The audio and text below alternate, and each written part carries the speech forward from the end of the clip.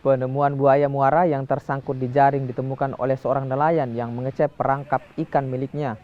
Tim penyelamat Balai Konservasi Sumber Daya Alam Sulawesi Tenggara yang tiba di lokasi langsung mengevakuasi buaya tersebut.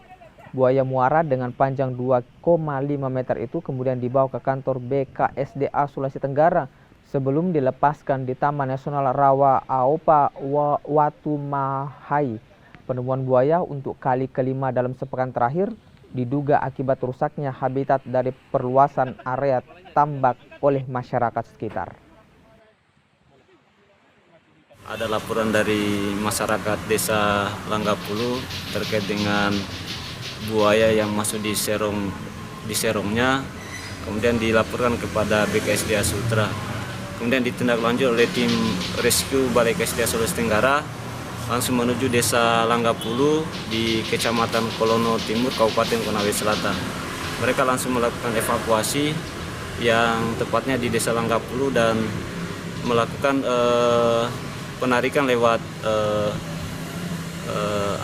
ditarik lewat tali.